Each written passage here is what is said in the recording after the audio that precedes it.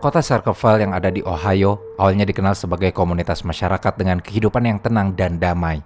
Namun kondisi kehidupan ini mendadak berubah drastis dan segera menjadi pusat perhatian publik akibat munculnya kasus surat-surat misterius yang menggemparkan. Selama hampir 1,5 dekade, ada ribuan surat anonim yang beredar di antara warga Circleville. Tidak hanya membuat kehebohan, tetapi segera memicu ketakutan yang luar biasa dan mungkin tidak pernah terbayangkan sebelumnya. Isi surat yang dikirimkan entah oleh siapa, dinilai begitu detail dan sangat akurat seolah-olah ditulis oleh seseorang yang sangat mengenal korban. Para penegak hukum pun dibuat kebingungan oleh kasus ini karena mereka kekurangan bukti fisik yang cukup kuat untuk mengungkap identitas pengirim. Bahkan seiring berjalannya waktu dan penyelidikan, kasus ini menjadi semakin rumit dan membingungkan. Pertanyaannya, apa yang sebenarnya terjadi? Bagaimana teror ini dimulai? Dan apa yang terjadi pada para korbannya? Hari ini kita akan membahas misteri surat anonim yang belum pernah terpecahkan untuk memahami sedikit tentang permasalahannya.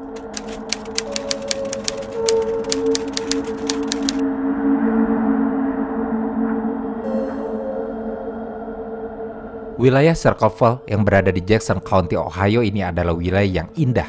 Kotanya dikelilingi padang rumput yang luas dan kehidupan masyarakatnya yang sebanyak 12.000 jiwa saat itu berjalan sangat harmonis.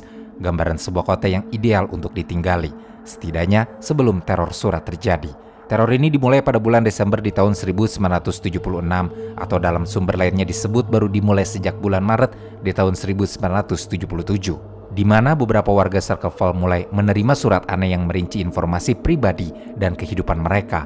Sebagian besar surat-surat yang mereka terima diberi cap pos di Columbus, Ohio yang lokasinya berada 30 mil di utara kota Circleville. Tapi masalahnya di surat-surat itu tidak tertulis alamat si pengirim, jadi sulit untuk mengetahui dari mana sebenarnya surat-suratnya bersumber.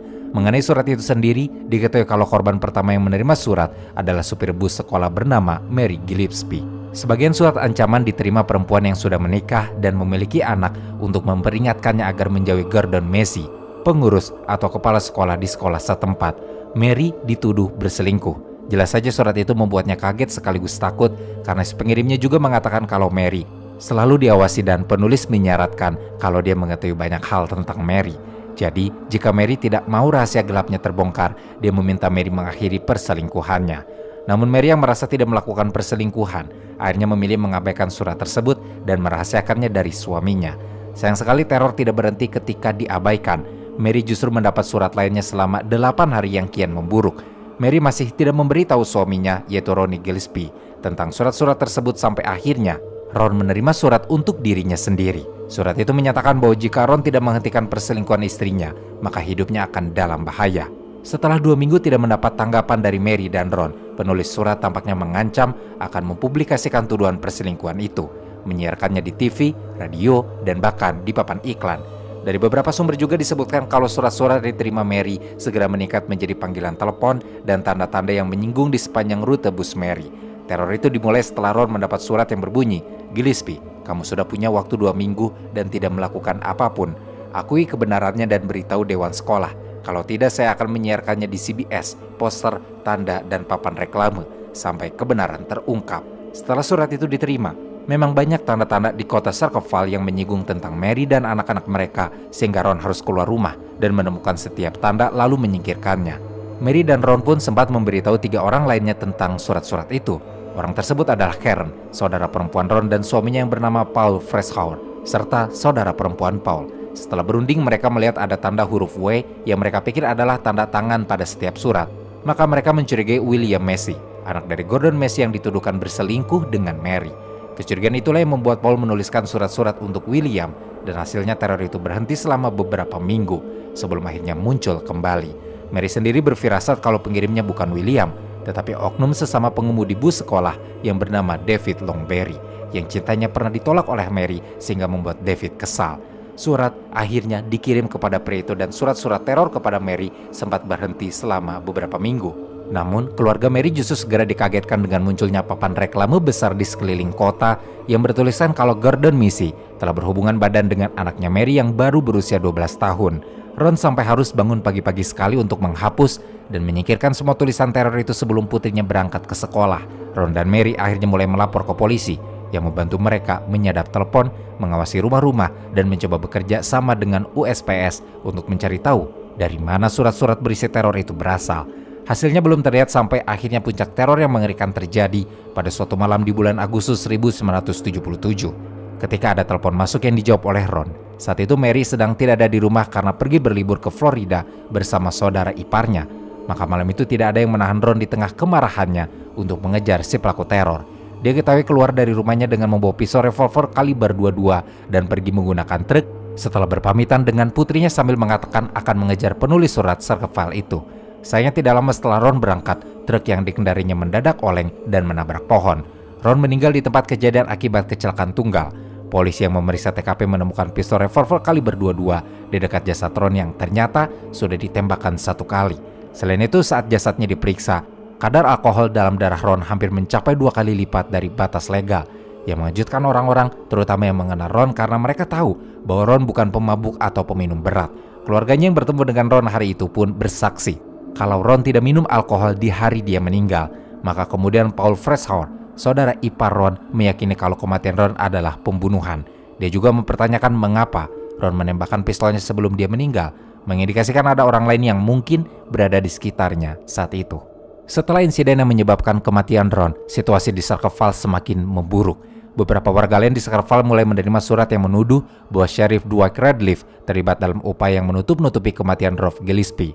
Dalam kasus kematian Ron, memang Sheriff Dwight yang menangani kasusnya dan awalnya dia mengatakan kalau ada tindak pidana dalam kasus ini, tapi orang lain yang terlibat dan dicurigai sebagai pelaku olehnya dikabarkan lulus uji poligraf. Sayangnya tidak ada informasi mengenai orang yang dimaksud oleh Sheriff Dwight.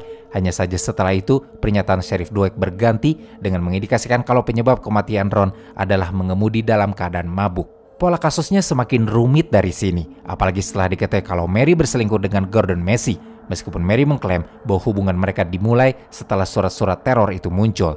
Dalam perkembangannya, terjadi percobaan pembunuhan terhadap Mary di tahun 1983. Kejadiannya dimulai pada tanggal 7 Februari ketika Mary sedang mengemudikan bus sekolah dan melihat papan-papan yang melecehkan putrinya tergantung di pagar. Mary segera menepi dan mencoba mencopot papan dari pagar, tapi dia segera menyadari kalau alat itu terhubung dengan benang dan sebuah kotak misterius yang akhirnya dia bawa pulang. Setibanya di rumah, Mary membuka kotak dan menemukan pistol yang terisi peluru di dalamnya. Mary segera menyerahkannya ke polisi yang menyebut kalau kemungkinan besar itu adalah jebakan. Petugas kepolisian pun mulai memeriksa senjata api di Biro Investigasi Kriminal atau BCI Ohio, di mana mereka menemukan nomor seri senjata itu berusaha dihapus oleh pelaku. Tapi setelah upaya dilakukan di laboratorium, polisi berhasil mengantongi nomor serinya yang ternyata tidak lain adalah milik rekan kerja Paul Freshour yang mengaku pada polisi bahwa dia menjual senjatanya kepada Paul yang saat itu sedang dalam proses perceraian dengan Karen.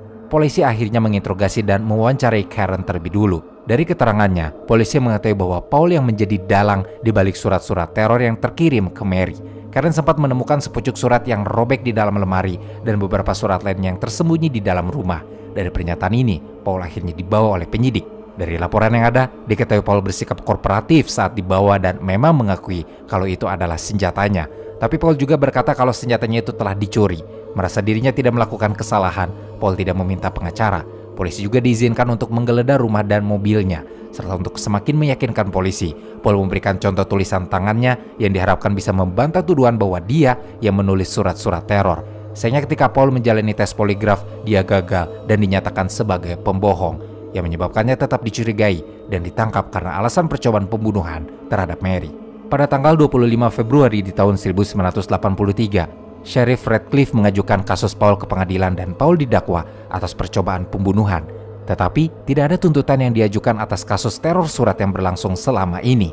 Proses pengadilannya lalu dilaksanakan pada tanggal 24 Oktober 1983, di mana Mary saat itu diizinkan untuk bersaksi mengenai surat-surat tersebut dan menjawab pertanyaan dari pembela, yang menurut para ahli sangat merugikan dan memberatkan kasus Paul.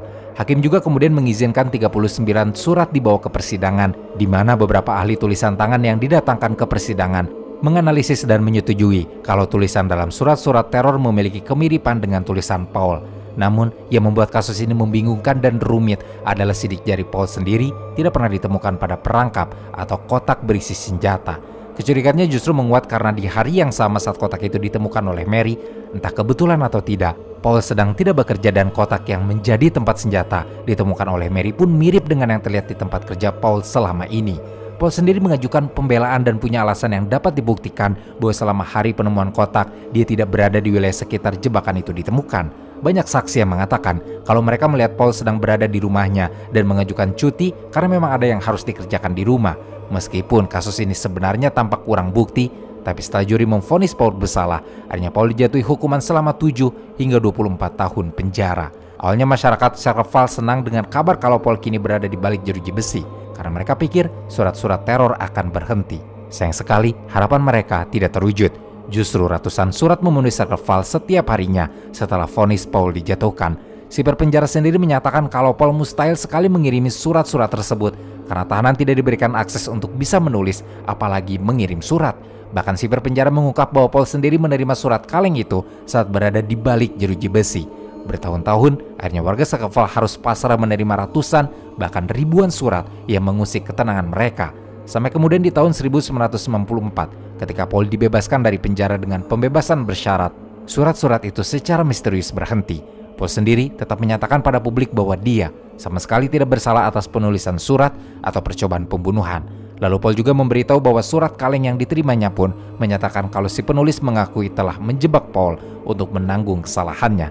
Ada teori yang muncul kalau Paul dijebak oleh Karen, yang ketika dibebaskan sudah berstatus sebagai mantan istrinya. Teori ini pun diyakini oleh Paul yang berkata kalau Karen akan menjadi pihak yang paling menderita akibat perceraian mereka, terutama secara finansial, dan dia akan kehilangan hak asuh atas putri mereka. Namun dengan dipenjaranya Paul, kerugian itu justru ditanggung oleh Paul seluruhnya. Seorang jurnalis bernama Martin Yan yang melakukan liputan investigasi menemukan bukti dalam laporan polisi bahwa sebenarnya mereka memiliki tersangka alternatif yang dilihat oleh pengemudi bus wanita lain pada hari kejadian. Tepat 20 menit sebelum Mary menemukan jebakan, pengemudi yang tidak disebutkan namanya itu melihat seorang yang berdiri di samping mobil Chevrolet El Camino berwarna kuning. Tetapi pria itu segera membuang muka ketika diperhatikan oleh si pengemudi bus dan bersikap seolah-olah dia akan pergi ke kamar mandi dengan gerak-gerik yang mencurigakan. Sayang sekali pria misterius itu memalingkan wajah sehingga pengemudi tidak bisa melihat wajahnya dengan jelas, apalagi mengidentifikasinya dengan baik. Si pengemudi hanya memberi ciri-ciri tertentu yang dia ingat, seperti bahwa pria tersebut memiliki tubuh yang besar dan rambut pirang. Kesaksian ini sebenarnya bisa membantah keterlibatan Paul, karena jelas Paul tidak bertubuh besar dan rambutnya berwarna gelap. Justru, ciri-ciri yang disebutkan itu sangat cocok dengan pacar Karen yang berambut pirang dan diketahui kalau saudara laki-lakinya memiliki mobil El Camino. Masalahnya, polisi tidak pernah menetapkannya sebagai tersangka. Kasus di Circle ini yang telah menarik perhatian banyak pihak membuat Mary Ellen O'Toole, seorang mantan investigator FBI, mengatakan kalau dia yakin penulis surat-surat itu adalah seorang perempuan yang tidak berpendidikan, sehingga banyak kesalahan ketik atau penulisan dalam pesan tersebut. Sejauh ini, tetap tidak ada titik terang atau bukti-bukti yang mendukung untuk mengarahkan para petugas kepada pelaku sebenarnya. Fakta bahwa betapa maha kuasanya penulis surat teror di Circle itu terasa menyeramkan bagi masyarakat, karena orang itu mengetahui banyak rahasia orang-orang di kota tersebut. Rahasia-rahasia yang sangat serius, sehingga ketika dibongkar ke permukaan, membuat orang-orang jadi saling membunuh. Puluhan tahun setelah surat terakhir diterima, identitas si penulis di baliknya masih belum ditemukan. Kantor sheriff setempat pun memutuskan untuk menutup kasus tersebut.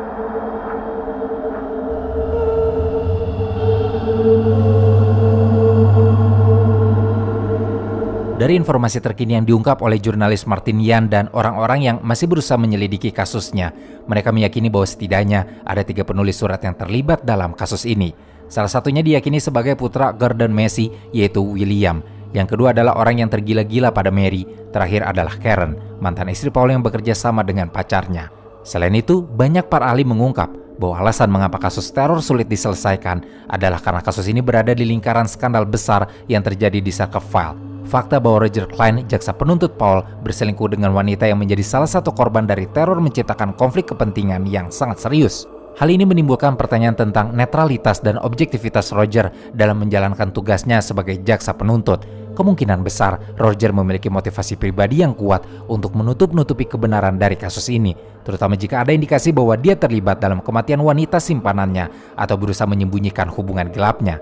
Selain itu, tuduhan terhadap dokter otopsi yang menangani mayat Ron Gillespie, yaitu Dr. Ray Carroll, mengenai dirinya yang seorang pedofil dan adanya dakwaan resmi kepadanya atas tindakan tidak bermoral, menunjukkan kalau dia kemungkinan terlibat dalam kasus teror secara lebih dalam dari yang bisa diperkirakan sebelumnya. Dan jika Ray benar-benar terlibat dalam tindakan kriminal, maka ada kemungkinan bahwa dia juga telah memanipulasi hasil otopsi Ron untuk melindungi pihak-pihak tertentu sehingga mengaburkan penyebab kematian yang sebenarnya.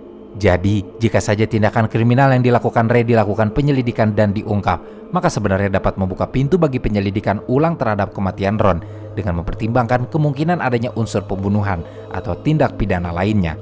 Hal ini memperjelas kalau kasus ini jauh lebih rumit daripada yang terlihat sebelumnya. Tapi jika ingin menarik garis besar untuk menelusuri siapa pelaku penulis surat, ada 6 teori konspirasi yang berkembang sejauh ini. Pertama adalah teori yang melibatkan nama Paul Freshour yang meninggal pada tahun 2012 lalu, di mana sampai akhir hayatnya pun dia tetap mempertahankan diri dengan pembelaan bahwa dirinya tidak bersalah dan menjadi korban kambing hitam sehingga dipenjara secara keliru. Kedua adalah teori yang melibatkan Mary Gillespie sendiri, di mana dalam kasus terakhirnya saat dia menemukan pistol, Mary sebenarnya dapat dicurigai lebih jauh. Alasannya adalah karena dia memang terbukti berselingkuh dengan Gordon Massey, lalu kemudian suaminya terbunuh yang kemungkinan memang dia inginkan saat itu. Lalu untuk mengurangi kecurigaan polisi terhadapnya, dia menciptakan teror untuk dirinya sendiri dan mengatur jebakan seolah-olah ada orang lain yang mencoba membunuhnya, padahal dia sendiri dengan hebat bisa mengambil jebakan tanpa terluka sedikit pun. Namun, teori kedua tersebut bisa dibantah juga karena beberapa tanda yang dipasang si peneror melibatkan putri Mary yang baru berusia 12 tahun, sehingga kecil kemungkinan kalau Mary adalah pelakunya, kecuali dia tega mempermalukan atau membuat anaknya sendiri berada dalam masalah. Jadi berlanjut ke teori ketiga, di mana tuduhan mengarah kepada David Longberry, supir bus yang awalnya dicurigai Mary karena sebelumnya mendendam akibat cintanya ditolak oleh Mary. Rekam jejak David juga tidak begitu baik. Di tahun 1999, diketahui kalau pria itu memperkosa gadis berusia 11 tahun dan melarikan diri sebelum akhirnya mengakhiri hidup. Keterlibatannya belum bisa dibuktikan, bahkan hingga dia menutup usia. Pada teori keempat, publik banyak yang mencurigai keterlibatan Karen, mantan istri Paul dan saudara perempuan Ron. Alasannya adalah karena saat itu Karen berada di situasi sulit dan di tengah proses perceraian yang akan merugikannya. Dia membutuhkan kambing hitam yang bisa membuatnya terbebas dari kerugian. Jadi kemungkinan Karen menjebak Paul lebih besar karena Karen memiliki akses ke senjata milik Paul dan bisa saja dengan mudah menjebaknya karena mengetahui kebiasaan mantan suaminya itu. Namun teori ini belum dapat dibuktikan sama sekali. Berlanjut ke teori kelima yang melibatkan nama William Massey, putra dari Gordon Massey. Alasannya adalah karena sasaran pertama dari surat-surat teror di Circle File adalah Mary, dan pokok bahasan surat-surat teror awalnya memang mendesak Mary supaya mengakhiri perselingkuhannya dengan Gordon. Beberapa surat juga ada yang ditandatangani dengan huruf W sehingga beberapa orang mencurigai William walau keterlibatannya tidak terbukti. Terakhir adalah pria El Camino, pacar dari Karen, pria yang terlihat di sisi jalan dengan mobil El Camino berwarna kuning di lokasi tempat Mary menepi dan menemukan jebakan. Sayangnya, dia tidak diselidiki dan tidak dijadikan tersangka alternatif, padahal kehadirannya cukup mencurigakan.